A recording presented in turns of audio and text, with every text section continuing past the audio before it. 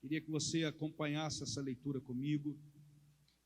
Diz assim: muitos de seus discípulos ouviram isso e disseram: é um discurso duro demais de engolir.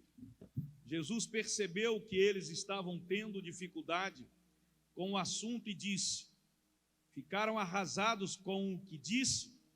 O que aconteceria se vocês vissem o Filho do Homem subindo para o lugar de onde veio? O Espírito pode criar vida. Músculos e força de vontade nada fazem acontecer. Cada palavra que lhes digo provém do Espírito e é capaz de criar vida. Mas alguns de vocês são resistentes e se recusam a ter parte nisso. Jesus sabia desde o início que alguns não iriam segui-lo de fato. Sabia também quem iria traí-lo. Ele continuou: foi por isso que antes eu disse a vocês que ninguém é capaz de vir a mim por conta própria. Vocês vêm a mim apenas como uma dádiva do Pai.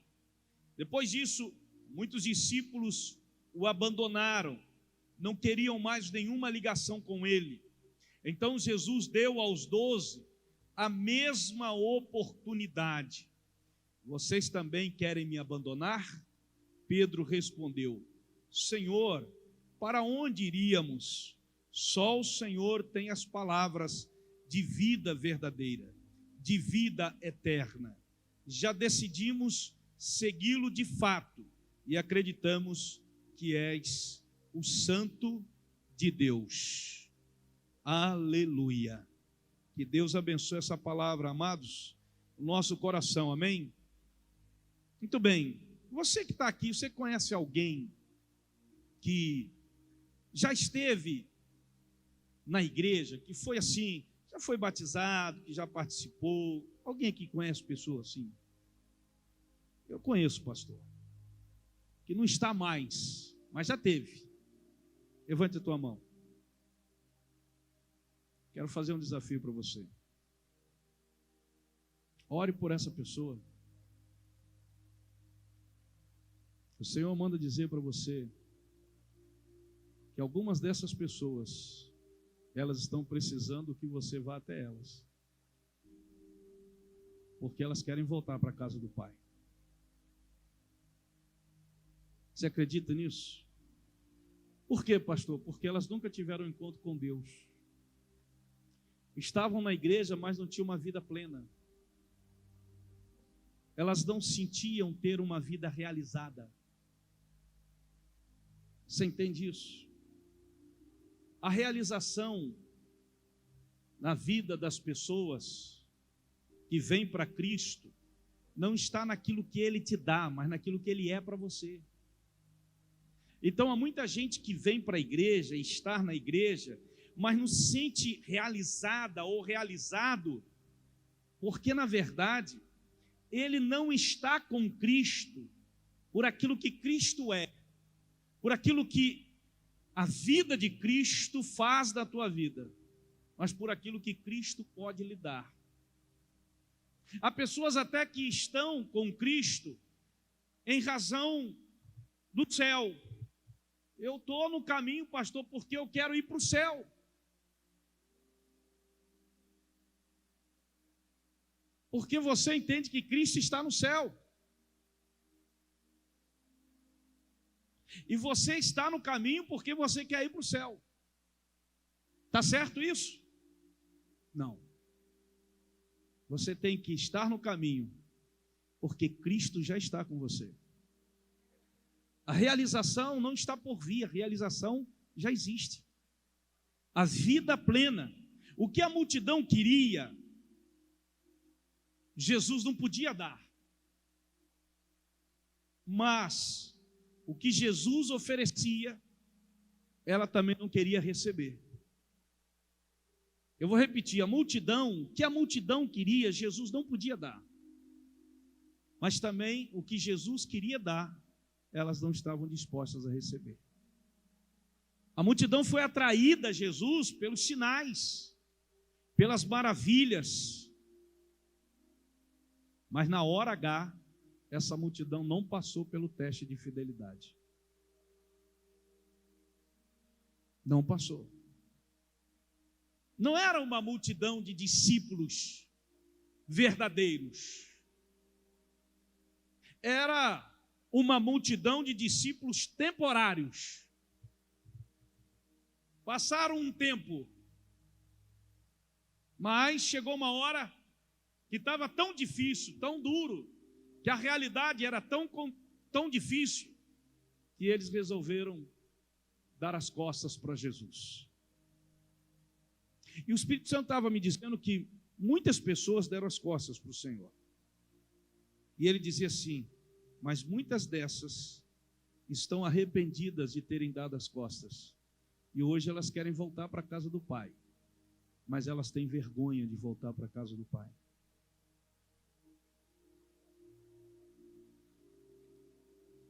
Como ter uma vida plena, querido? Algumas vezes nós reagimos a si mesmo, como essa multidão agiu. Por um tempo nós nos satisfizemos em Jesus. Comemos, bebemos suas palavras, cantamos a Ele, adoramos a Ele, mas somente pelo tempo que acreditamos ser conveniente a nós. Aparece de repente coisas melhores na minha vida, eu dou as costas para Jesus. Ou eu chego à conclusão que seguir de fato esse Jesus não é para mim. São poucos. E interessante, irmãos, que hoje, nós olhando esse texto, parece que ele não se encaixa. Pastor, isso não tem a ver com a gente. E eu diria para você que isso tem tudo a ver conosco. Porque essa é uma realidade que se expressa na vida da igreja do Senhor. Quando o Senhor diz que muitos são chamados e poucos são escolhidos. Você foi chamado. E você foi escolhido? Dentre os chamados? Ali havia uma multidão de mais de 5.000 pessoas. Seguidores. Estavam seguindo a Jesus. Mas quando Jesus vem com uma palavra forte e confronta-os, vocês estão comigo por causa dos sinais, das maravilhas, do pão que eu dou para vocês. Eles acharam o sermão duro. E aí? Não é assim que muitas vezes acontece na vida das pessoas que hoje não estão mais na casa do Pai? Porque se os confronta, eles ficam arredio. Não é bem esse Jesus que nós queríamos. Nós achávamos que estávamos seguindo um Jesus mais amoroso, mais compreensivo. Utilizam até uma frase, irmã, que diz assim: a igreja não tem amor. Já ouvi muito essa frase. A igreja fala de amor, mas a igreja não ama. Porque se depararam diante de um confronto que eles se sentiram o quê? Injustiçados. E Jesus pega duro com eles, irmãos. Pega duro. Usando uma terminologia assim, um pouco, vamos dizer, baixa. Jesus, irmãos, mostrou para eles que eles eram pessoas interesseiras. Você só está comigo porque você quer ir para o céu. Mas é isso mesmo, pastor. Não, o céu desceu até você. Você está entendendo, irmão?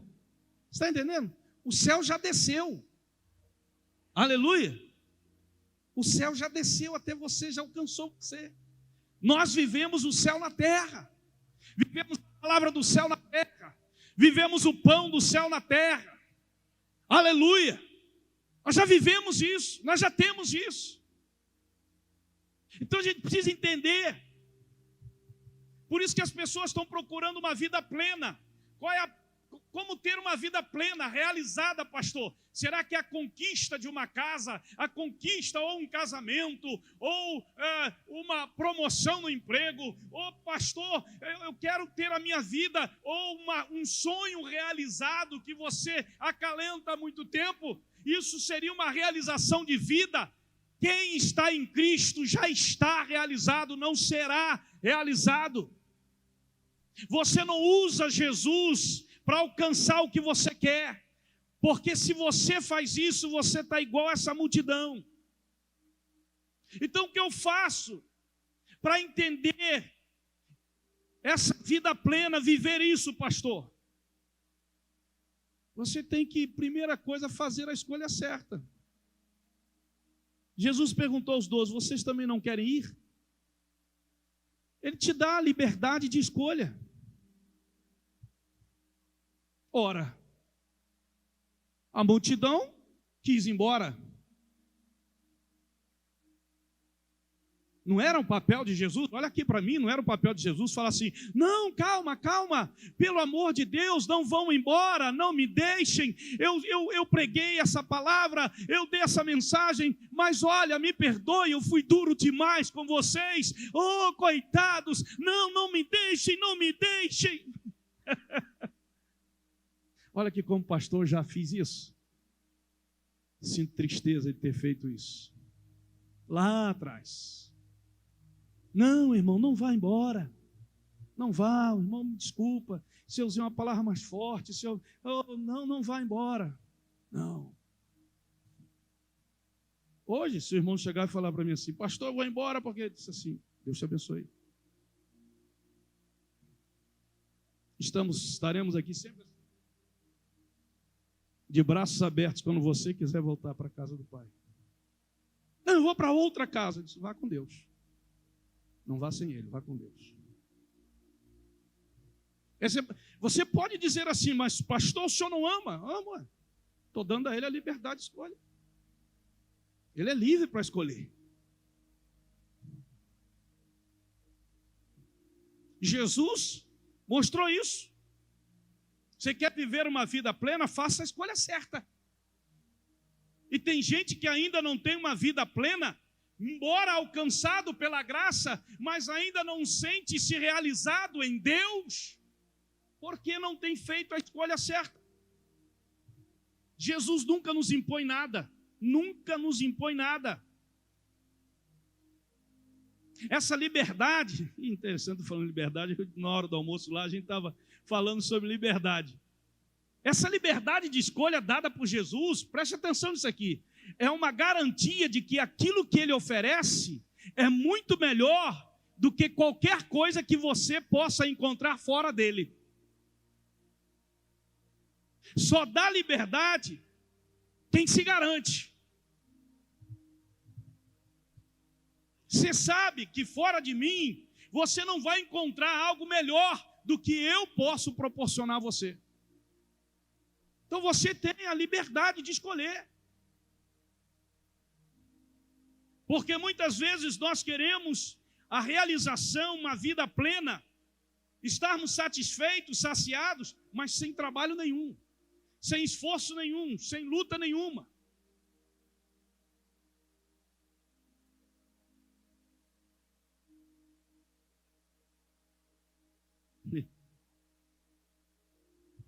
Quando eu olho para aquele exemplo dos amigos de Daniel, quando tiveram que escolher entre se prostrarem diante da estátua que Nabucodonosor havia erigido, do deus Mardoqueu, ou permanecerem fiéis a Deus. Era uma escolha. Amém?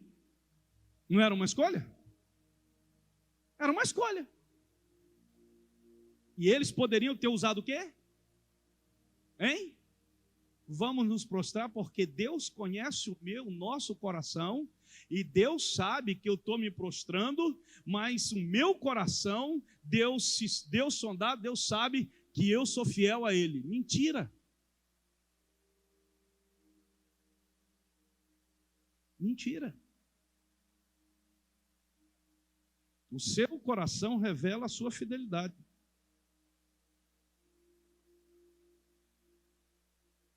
Então, mas Deus sabe, pastor. Deus está vendo. As nossas escolhas hoje é que irão determinar como será a nossa vida amanhã.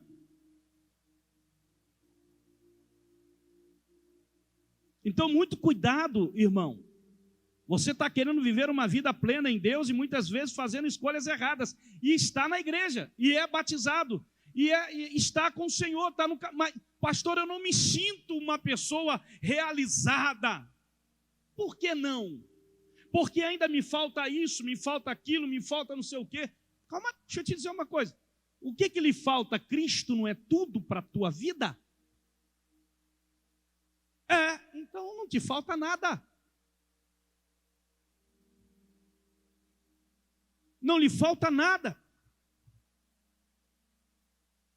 Irmão, existem escolhas que não determinam se vamos viver uma vida plena ou não. Por exemplo, escolher a roupa que vai vir para a igreja no domingo, isso não determina nada. Escolhi a roupa errada. O que será de amanhã? Isso não determina nada. Agora, existem escolhas que determinam exatamente como será o seu futuro, que são vitais para nós, vitais para a tua vida. Como, por exemplo, escolher a pessoa que você vai se casar. Se você escolher errado, irmão, já era. Não, pastor, eu posso me divorciar. Então você já baseia suas escolhas na possibilidade de contrariar a palavra de Deus? Você já escolhe pensando assim, não, amanhã eu vou contra a palavra.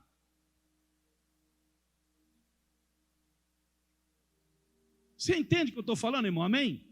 Amém? Escolhas, guarde isso, definem destinos. Veja um exemplo de Esaú e Jacó. Veja o exemplo de Davi.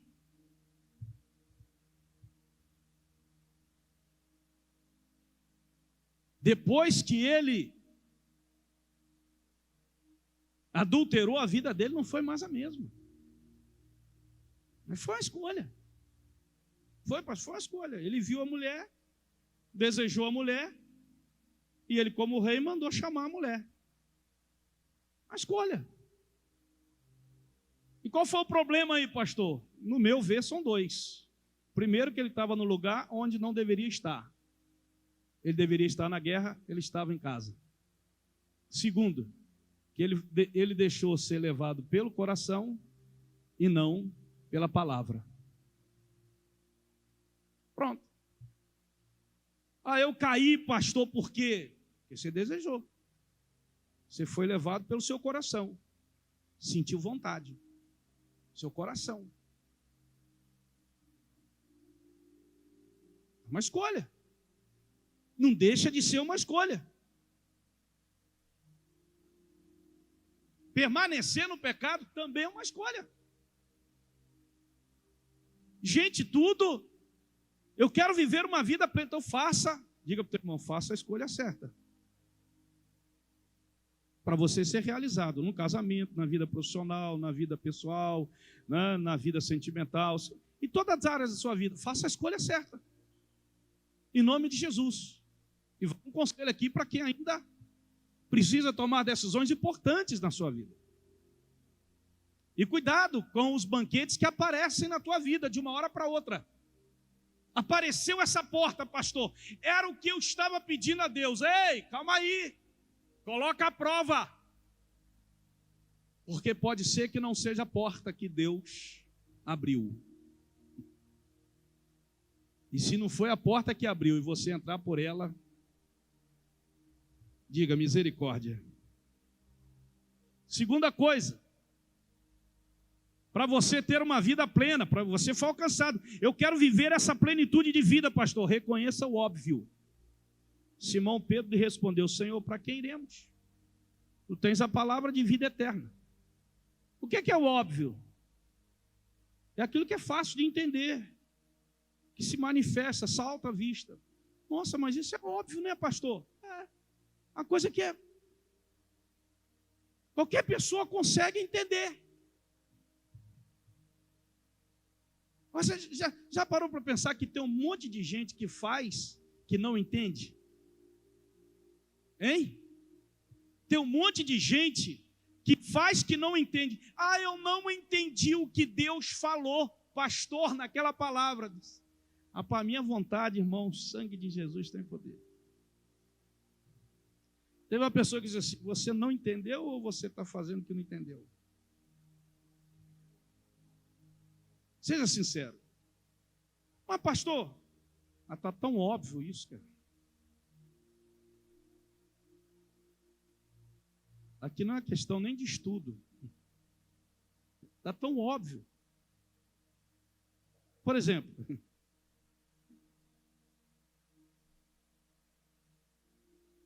não furtarás. Está óbvio ou não está? Hã? Não adulterarás. Está óbvio ou não está? Hã? Não se prostrarás diante de outros deuses. Está óbvio ou não está? Nem tanto. Por quê? Na cabeça de muita gente, Deus é o quê? Deuses são o quê? Hã? São estátuas. São imagens. Outros deuses se enquadram naquilo que toma o teu coração com prioridade.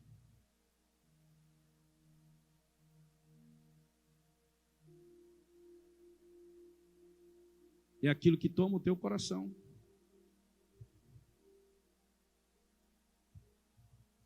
Em Cristo nós encontramos tudo que precisamos. Amém? Quer paz? Encontra nele. Quer prosperidade? Encontra nele. Quer cura? Encontra nele. Quer milagre? Encontra nele. Tudo você encontra nele. Amém? Então nele, diga, em Cristo, eu sou uma pessoa realizada. Você reconhece que em Cristo você encontra tudo o que você necessita?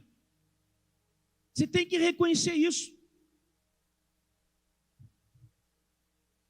Em Cristo. Então é muito óbvio as coisas. Mas as pessoas dificultam. As pessoas complicam. É uma coisa simples, mas as pessoas complicam. De vez em quando eu olho, irmãos, e ouço coisas, e vejo coisas que eu disse: Jesus, pelo amor de Deus, por que isso? Ah, eu não fiz isso, eu não vou mais fazer isso, porque não fizeram aquilo.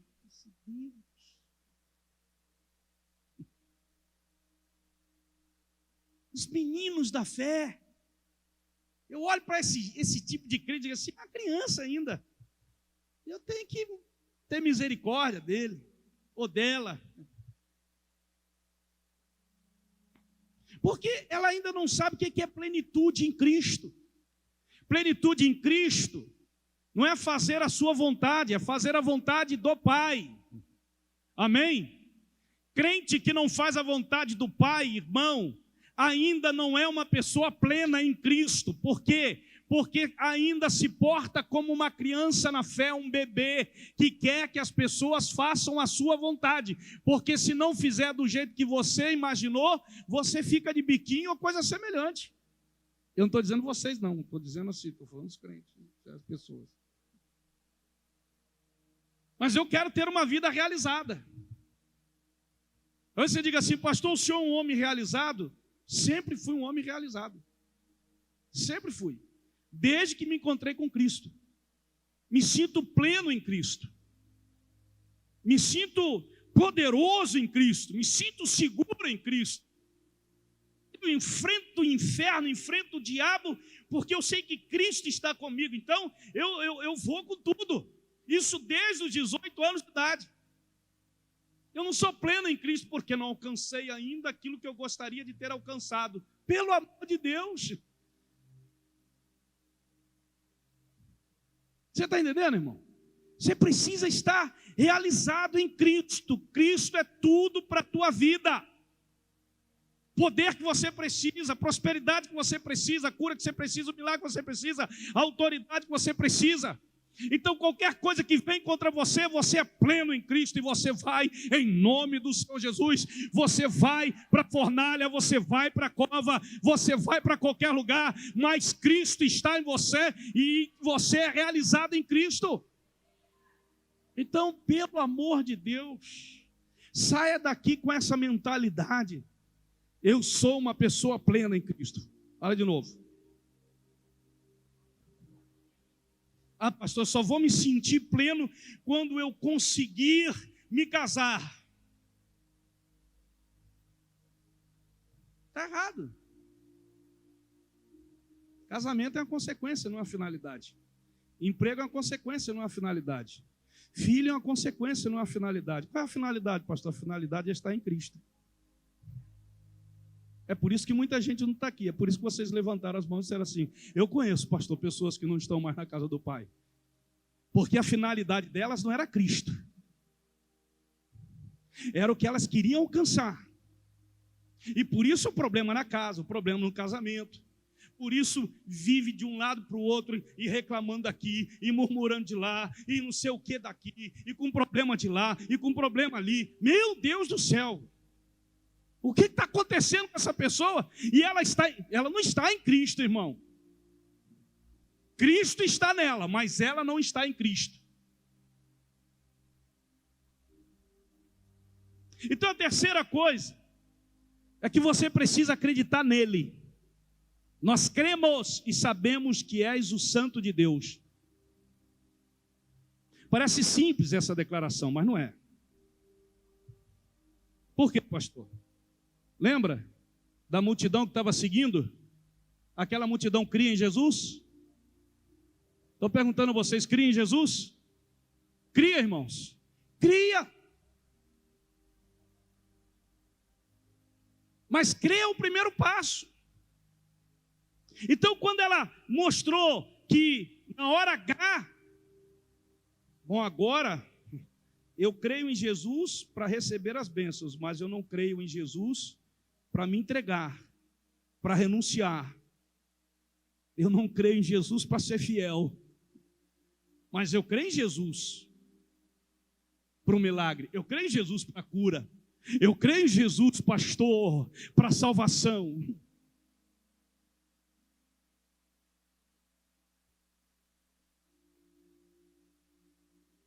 Nós cremos, mas na hora que Ele requer que você mostre essa fé, você dá as costas para Ele. Mostra que você crê. Legal quando você estava ali orando e pai, eu sei que meu esposo vai ser salvo, eu sei que eu vou conseguir um emprego novo, eu sei que o Senhor vai me dar aquilo, eu sei que o Senhor vai fazer aquilo, eu sei que o Senhor, aleluia, glória a Deus, e a igreja faz aquele barulhão e a gente fica enlouquecido. Aí quando Cristo coloca a sua fé em prova, como que é a fé em prova? Pastor, quando Ele quer que você mostre essa fé, quando Ele requer algo de você. E você diz o que para Ele? Não posso, não tenho tempo, não sei. Sentiu? Hã? Você diz não para Ele. Não posso, não tenho tempo, meu esposo não deixa, não sei o que, eu trabalho muito, eu faço. Não posso, eu não posso.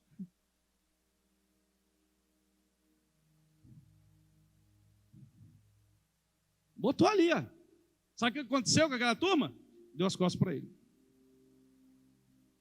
Então você precisa mostrar a sua fé, não somente crer, dizendo para ele, olha, Senhor, eu creio no Senhor. Aí Jesus vai dizer assim, mas você crê em mim para salvação, para milagre, para cura, para realização material, para realização sentimental. Eu quero colocar essa sua fé à prova. E aí você diz assim: o que o Senhor quer que eu faça? Você tem que falar para ele: o que o Senhor quer que eu faça? O que o Senhor quer que eu renuncie? Aí ele olha para você e diz assim: me entrega o seu filho. Você vai dizer assim: impossível.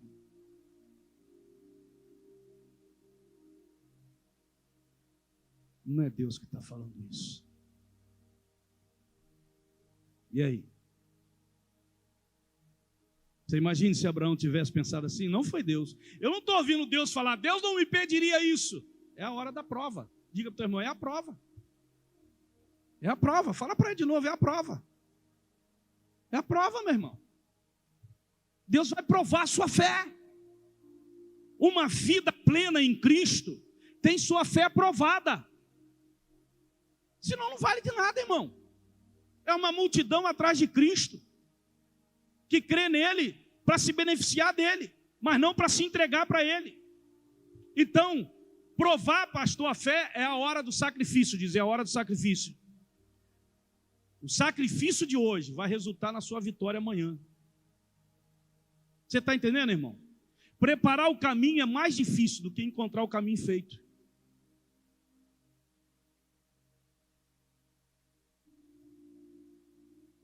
Preparar o caminho é mais difícil do que encontrar o caminho feito. Quando você chega na igreja aqui, está tudo prontinho, tudo feito. Mas teve um grupo de pessoas que se sacrificou para preparar tudinho, para deixar tudo no grau, tudo certinho, para você cultuar a Deus maravilhosamente bem. Por isso que muita gente não quer se envolver, porque ele não quer preparar o caminho, ele quer encontrar tudo feito. Você entende isso, irmão? Amém? Você entende isso? Tem muita gente hoje assim. A geração de hoje, ele quer encontrar algo feito, ele não quer construir o caminho, não. Ele quer já encontrar tudo feito. Ei, Jesus, me dá. Pedro só chegou à conclusão de que Jesus era a sua plenitude, a sua satisfação garantida. Por quê? Porque ele mostrou essa fé. A fé é uma certeza e uma prova de que ele tudo dará e que tudo dará certo na tua vida. Mas precisa ser provado. Marta, se você crer, você vai ver a glória do Pai. Eu fico imaginando aquela prova. E ela não entendeu. Não entendeu, pastor? Ela não entendeu. Mas eu sei, Senhor, que no final haverá ressurreição. Ele disse assim: mas eu sou a ressurreição e a vida. Aquele que crê em mim, ainda que esteja morto, viverá. E aí, meu irmão? Amém? Amém? Então você nunca mais vai dizer para Deus assim: eu não posso, não tenho tempo, não tenho condições, eu tal, não sei o quê. Você vai dizer: não, Senhor, eis-me aqui. O Senhor é prioridade, a tua causa é prioridade, o teu chamado é prioridade. O Senhor está provando agora a minha fé, e eu vou mostrar ao Senhor que a minha fé no Senhor não é pelo que o Senhor me dá, mas é pelo que o Senhor é na minha vida. E o Senhor é tudo na minha vida. Eu posso não ter nada, mas eu tenho o Senhor, então o Senhor é tudo. Louvado seja o nome do Senhor. A partir de hoje você vai sempre dizer sim para Deus. Muitas das mensagens que eu recebi quando completei os 60 anos, muitas mensagens que eu recebi na minha rede social, as pessoas agradecendo e dizendo assim: pastor, muito obrigado pelo sim que o Senhor deu a Deus. Por causa do sim do Senhor, eu estou aqui. Você sabia que por causa do seu sim, outras pessoas podem estar aqui? Você precisa aprender a dizer sim, sempre para Deus. Sim. Uma outra coisa importante, você precisa conhecê-lo. Nós cremos e sabemos que és santo, és o santo de Deus. Acreditar é o primeiro passo, mas é fundamental que você o conheça para experimentar uma vida plena. Olha o que diz, 1 João 2 diz assim: sabemos que o conhecemos, se obedecemos aos seus mandamentos. Aquele que diz, eu conheço, mas não obedece aos seus mandamentos, é mentiroso e a verdade não está nele. Quantas pessoas dizem que conhecem a Deus, mas não obedecem a Deus? O que a Bíblia diz que essa pessoa é? O quê? O quê? Não.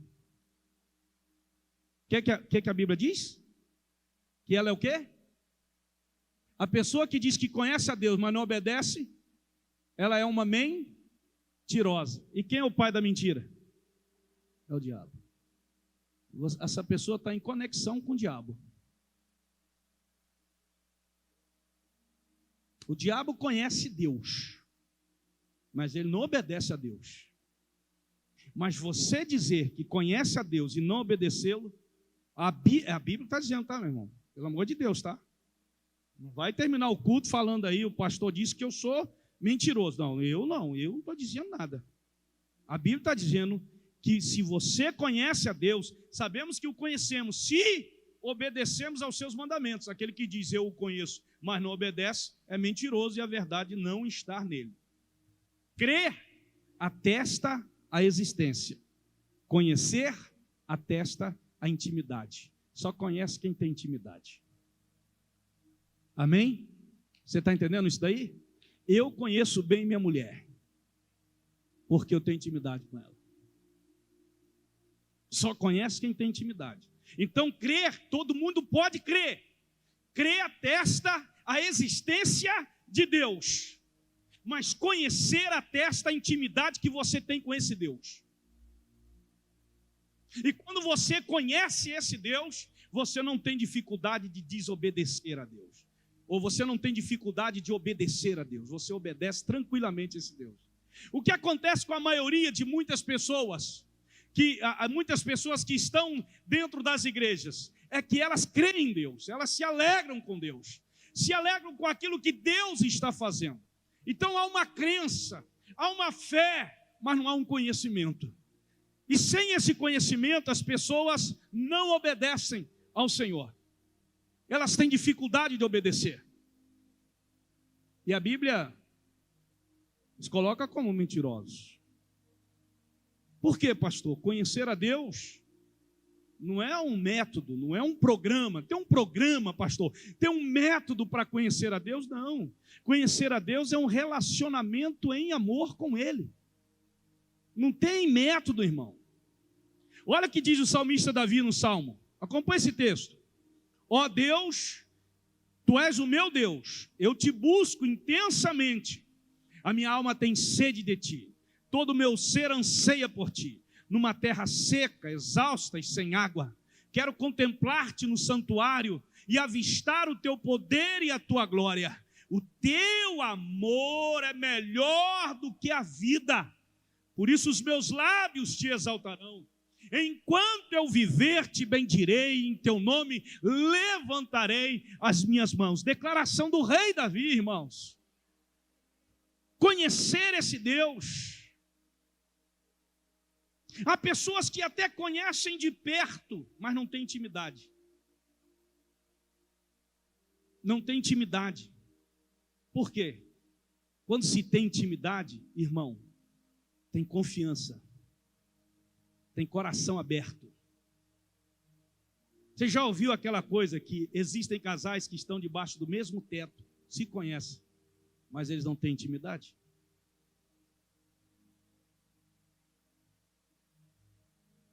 Por quê, pastor? Porque é exatamente isso. Qual é o exemplo que o senhor dá? Judas. Judas caminhava de perto com Jesus. Não era de longe. Ele era um dos discípulos de Jesus. São pessoas que estão próximas, mas não tiveram uma vida transformada pelo poder desse Jesus. São pessoas que muitas vezes estão dentro da igreja, mas não tiveram uma vida transformada. E Judas Iscariote foi exatamente, irmãos, um exemplo disso. E o seu pecado não foi somente na traição, porque muita gente acha que ele foi o pecado. Não, o pecado de Judas já vinha sendo contado por João. Judas metia a mão no dinheiro. Ele, além de trair, ele era um ladrão. João capítulo 12, versículo 6. Que declarou em seu evangelho que Judas era ladrão e roubava o que era lançado na bolsa. Ou seja, essa era uma informação de que ele estava perto de Jesus, mas não tinha uma vida transformada. Ele estava perto de Jesus, mas ainda era um ladrão. Tem gente que pode estar dentro da igreja, perto de Jesus, mas continua adúltero, continua adúltera, continua mentiroso, continua mentirosa, continua com problema no caráter, continua desonesto.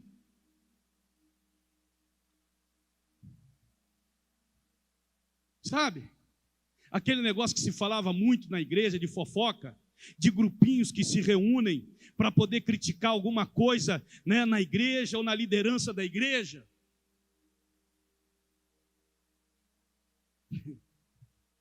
Dentro da igreja.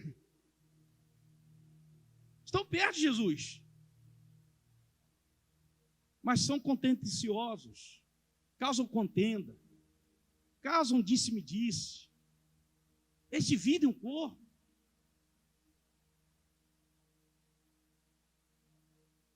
Estão perto de Jesus, mas não tiveram a vida transformada. Ele é marido, na igreja é uma coisa, em casa ele maltrata a mulher dele.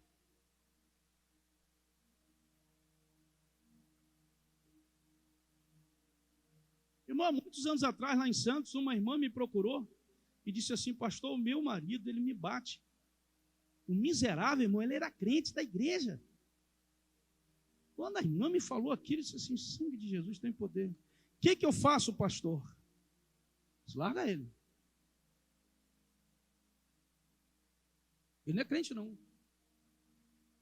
E Jesus disse que não precisa ficar com ele, não. Ele não é crente, não. Eu preciso se converter. E ela foi para casa orar. Vai orar, irmão, ora. Vamos ver se Deus confirma algumas coisas no teu coração. Uma semana depois, quem me procura? O marido dela. Aí, pastor, eu ia conversar com o senhor. Eu disse: pois não, irmão. E eu já estava irado. Ele sentou comigo, conversou comigo, disse assim: pastor, porque minha esposa veio falar com o senhor, e ela me falou que o senhor deu um conselho para ela, para que ela me largasse, mas a Bíblia diz isso. Eu disse: rapaz, você vem falar de Bíblia comigo? Você bate na tua mulher e a Bíblia fala o que para você? Você deve amar a tua mulher como Cristo amou a igreja. Você não é crente não, rapaz. Você precisa se converter. Você vem falar de Bíblia comigo. Você está perto de Jesus, mas você não é transformado. Você está na igreja, mas você não é transformado. Não tem gente assim na igreja. Lá no serviço, no seu emprego, você contando mentira. De vez em quando você rouba. Está perto de Jesus. Está na igreja. Você está entendendo, irmão? Amém? Amém? Então não adianta você estar assim. As igrejas evangélicas estão cheias de gente religiosa, que não foi bem ensinada sobre como ser um bom cristão. A questão não está aí, a questão é que elas não manifestam transformação na vida delas. Então tem que mostrar o quê? Que você realmente é mudado. São sempre as mesmas coisas. Tem que mudar. Então quer ter uma vida plena em Cristo? Quero, pastor. Então faça isso, meu irmão. Você precisa ter intimidade com o Senhor e ter uma vida transformada. Amém? Você está entendendo isso? Ter uma vida transformada. E você vai se sentir uma pessoa o quê? Realizada. Amém? Dentro da igreja, em casa, no emprego, aonde você estiver, você vai se sentir uma pessoa plena, realizada. Aleluia, Cristo está comigo, então eu posso todas as coisas em Cristo. Louvado seja o nome do Senhor. Vamos ficar em pé em nome de Jesus. Glória a Deus. Desse jeito. Talvez a mensagem tenha sido um pouquinho forte, mas ela é assim. A palavra de Deus é exatamente para trazer algo, para mudar a gente. Porque eu vejo muitos crentes assim, infelizmente, irmãos. Como, pastor? Que estão buscando uma realização. Elas não se sentem plenas, irmão. Pastor, eu não tenho a mesma alegria, sabe? Jesus, por que você não tem a mesma alegria? Por que você não é uma pessoa alegre e feliz? Porque eu ainda não alcancei isso, eu gostaria de ter aquilo. Porque, meu Deus, o sangue de Jesus tem poder. A alegria não se estabelece no sentimento, se estabelece na realização. Você já é uma mulher realizada em Cristo. Você já é um homem realizado em Cristo. Louvado seja o nome do Senhor. A Bíblia diz que a alegria do Senhor é a nossa força, porque a alegria do Senhor é a nossa realização. Nós estamos realizados em Cristo, então nós somos felizes. Nós somos alegres, independente se vai ter cova de leões, se não vai ter, se vai ter fornalha, se não vai ter. Amém? Se vai ter poço, se vai ter escravidão, se vai ter açoite, se vai ter renúncia, se vai ter... Não importa, eu sou uma pessoa realizada em Cristo. Louvado seja o nome do Senhor. Se vão me pregar numa cruz de cabeça para baixo, não importa, eu sou uma pessoa realizada em Cristo. Você é uma pessoa realizada em Cristo. Você vai sair daqui carimbado assim. O selo é esse. O selo é que você já é. Você não será. Você já é uma pessoa selada pelo Espírito Santo. Então, meu irmão, glorifica ao Senhor, exalte ao Senhor, saia daqui alegre, feliz, porque você foi alcançado para viver a plenitude de Cristo na tua vida. E se você